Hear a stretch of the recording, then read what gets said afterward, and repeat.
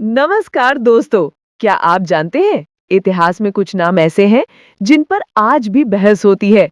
कोई उन्हें हीरो मानता है तो कोई जालिम। आज हम बात करेंगे ऐसे ही एक किरदार की जिसने भारत के इतिहास का रुख बदल दिया। सुल्तान शहाबुद्दीन मोहम्मद गौरी। वही मोहम्मद गौरी जिसने भारत का शेर महाराजा पृथ्वीराज चौहान को हराया था। वीडियो में आगे बढ़ने से पहले हम आपको बता दें कि हम लोग मध्यकालीन भारत के बारे में पढ़ रहे हैं। ये पार्ट 4 है। इससे पहले 3 पार्ट को अपलोड कर दिया गया है। आप उसे देख लेना। बिल्कुल बेसिक से कहानी की तरह पढ़ाया जा रहा है दोस्तों। आपको यकीनन मजा आएगा। साथ ही हम हर एक पॉइंट को कवर करते जा रहे हैं जो आपकी एग्जाम के लिए महत्वपूर्ण है। तो चलिए दोस्तों, 800 साल पीछे चलते हैं, जहां शुरू होती है दो महान योद्धाओं की सबसे ऐतिहासिक भिड़ंत की कहानी, तराइन की जंग। उससे पहले हम जन और पृष्ठभूमि को जान लेते हैं। साल था 1149 ईस्वी। अफगानिस्तान के गोर क्षेत्र में पैदा हुआ एक बच्चा जिसका नाम था शहाबुद्दीन मोहम्मद गौरी। वो दौर था जब गजनवी सल्तनत धीरे धीरे कमजोर पड़ चुकी थी। गजनवी के पतन के बाद गोर के राजा अलाउद्दीन ने खुद को स्वतंत्र घोषित किया और यहीं से गौरी वंश की शुरुआत हुई। अलाउद्दीन की मौत के बाद सल्तनत दो हिस्सों में बंट गई। एक और भाई गयासुद्दीन और दूसरी ओर उसका बहादुर भाई शहाबुद्दीन मोहम्मद गौरी। भले ही सुल्तान गयासुद्दीन था, लेकिन हकीकत में सारी ताकत गौरी के हाथों में थी। और दोस्तों, ये वही पल था जब इतिहास ने करवट ली। 1163 ईस्वी में उनके बड़े भाई गयासुद्दीन बिन साम ने गोर वंश का नेतृत्व संभाला। उन्होंने एक महत्वपूर्ण शहर जीता जो भारत की सीमा के करीब था। फिर उस शहर का शासन अपने छोटे भाई मोहम्मद गौरी को सौंप दिया। यहीं से गौरी को निरा एक मजबूत आधार। अब उसकी निगाहें थी भारत पर, वो धरती जो सोने की चिड़िया कही जाती थी। पर एक ही शख्स था जो उसकी राह का सबसे बड़ा पहाड़ था, महाराजा पृथ्वीराज चौहान। हम थोड़ा पृथ्वीराज चौहान के बारे में जान लेते हैं। उस दौर में पृथ्वीराज चौहान का राज आज की राजस्थान, हरियाणा, दिल्ली और उत्तर भारत के बड़े हिस्सों तक फैला हुआ था। वो सिर्फ एक राजा नहीं, बल्कि हिंदुस्तान की आन बान और शान थे।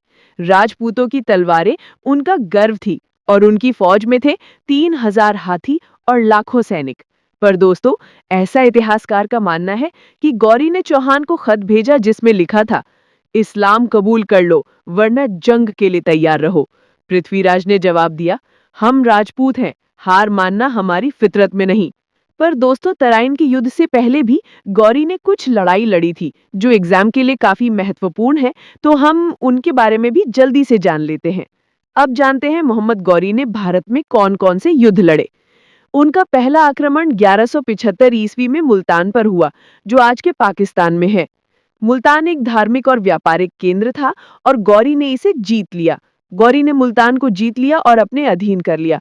फिर उसने 1178 ईस्वी में गुजरात के अनहिलवाड़ा पर आक्रमण किया। उस समय वहां के महाराजा थे भीम द्वितीय, जो एक कुशल और वीर योद्धा था। उसने गौरी को बुरी तरह से हराया, जिससे गौरी को बहुत बड़ा झटका लगा। उसने सोचा यहाँ के राजाओं को सीधे तरीके से हराना काफी चुनौतीपूर्ण है, परंतु गौरी रुकने वाला नहीं था। फिर उसने 1181 में पंजाब पर हमला किया और वहां के स्थानीय शासक को धोखे से पकड़कर मार दिया और पंजाब पर अधिकार कर लिया। लेकिन इससे पूरे पंजाब पर अधिकार नहीं कर पाया, जिसके कारण उसने 1186 ईस्वी में लाहौर पर पुनः आक्रमण किया और इस बार गौरी ने लाहौर को पूरी तरह से अपने अधीन कर लिया। फिर हरियाणा के तराइन के मैदान में इतिहास की सबसे बड़ी भिड़ंत हुई 1191 ईस्वी। तराइन की पहली लड़ाई। दोनों तरफ फौजें आमने सामने थी। राजपूत योद्धाओं ने जबरदस्त हमला किया। युद्ध भूमि में चारों ओर तलवारों की चमक और घोड़ों की टापें गूंज रही थी। पृथ्वीराज के भाई ने खुद गौरी पर हमला किया और उसे बुरी तरह जख्मी कर गिरा दिया। गौरी की फौज भाग खड़ी हुई और भारत की धरती गूंज उठी, जय पृथ्वीराज। पहली जंग में चौहान विजयी हुए। लेकिन दोस्तों, कहानी यही खत्म नहीं हुई। गौरी बच गया और उसने अपने जख्मों पर हाथ रखकर कसम खाई कि जब तक मैं इस हार का बदला नहीं लूंगा, न इन कपड़ों को बदलूंगा, न जमीन से ऊपर सोऊंगा। और यही कसम उसकी जिंदगी की सबसे बड़ी प्रेरणा बन गई। तराइन की दूसरी जंग 1992 ईस्वी। 1 साल की तैयारी के बाद गौरी लौटा, इस बार 1,20,000 सिपाहियों की फौज के साथ। वो उसी मैदान में आया जहां उसे हार का स्वाद चखना पड़ा था। जंग से पहले गौरी ने चतुराई दिखाई। उसने चौहान को एक शांति पत्र भेजा जिसमें लिखा था, मैं सुलह चाहता हूँ।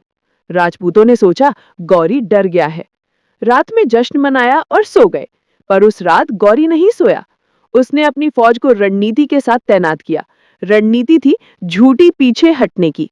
लेकिन जैसे ही सुबह का सूरज निकला, गौरी की फौज कतार में खड़ी थी, जबकि राजपूत फौज अभी नींद में थी। फिर शुरू हुआ तराइन की दूसरी जंग। पहले तो राजपूतों ने जमकर मुकाबला किया, लेकिन दिन के अंत में गौरी ने अपनी गुप्त 12,000 सैनिकों की टुकड़ी छोड़ी, जो थके हुए राजपूतों पर बिजली की तरह हमला किया। राजपूत फौज बिखर गई और मैदान गौरी के नाम हो गया। परिणाम, पृथ्वीराज चौहान पराजित, उन्हें बंदी बनाया गया और बाद में मार दिया गया। ये युद्ध भारत के इतिहास का सबसे बड़ा मोड़ बना। यहीं से शुरू हुआ तुर्क अफगान शासन का युग। फिर गौरी ने 1194 में कन्नौज का चंदावर का युद्ध किया। इस युद्ध में उसने जयचंद को पराजित किया और मार डाला, और अब उत्तर भारत के बड़े हिस्से पर उनका नियंत्रण हो गया। दोस्तों, उसने 1195 ईस्वी में बुंदेलखंड अभियान किया, राजा कुमारपाल चंदेल वंश के विरुद्ध। उसका आखिरी युद्ध था 1205 ईस्वी में खोखरों से युद्ध। खोखर पंजाब के विद्रोही जनजाति समूह से था, जिसे गौरी ने क्रूरता से कुचल दिया। दोस्तों, सेनापति और सैन्य विजय के बारे में भी हम जल्दी से जान लेते हैं। मोहम्मद गौरी ने अपने जीते हुए इलाकों की देखरेख अपने सबसे वफादार गुलाम कुतुबुद्दीन ऐबक को सौंपी। वही कुतुबुद्दीन ऐबक जिसने बाद में दिल्ली सल्तनत की नींव रखी और बनाया कुतुब मीनार।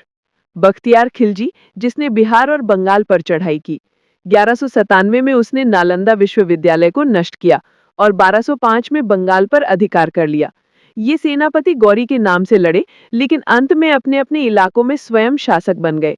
अंतिम घटनाएं और मृत्यु। 1206 ईस्वी झेलम नदी के किनारे मोहम्मद गौरी की हत्या कर दी गई, कुछ इस्माइली साजिशकर्ताओं द्वारा। उनकी मृत्यु के बाद उनके सबसे भरोसेमंद गुलाम कुतुबुद्दीन ऐबक ने दिल्ली सल्तनत की स्थापना की। दोस्तों, इतिहास कभी सिर्फ काला या सफेद नहीं होता। मोहम्मद गौरी कुछ लोगों के लिए एक विजेता था, तो कुछ के लिए एक अत्याचारी। पर एक बात तय है, उसकी और पृथ्वीराज की जंग ने भारत का भविष्य बदल दिया। अगर आपको ये ऐतिहासिक कहानी पसंद आई हो तो वीडियो को लाइक करें, कमेंट में बताएं आपके हिसाब से कौन सच्चा नायक था, और चैनल को सब्सक्राइब करें। वीडियो देखने के लिए बहुत बहुत धन्यवाद।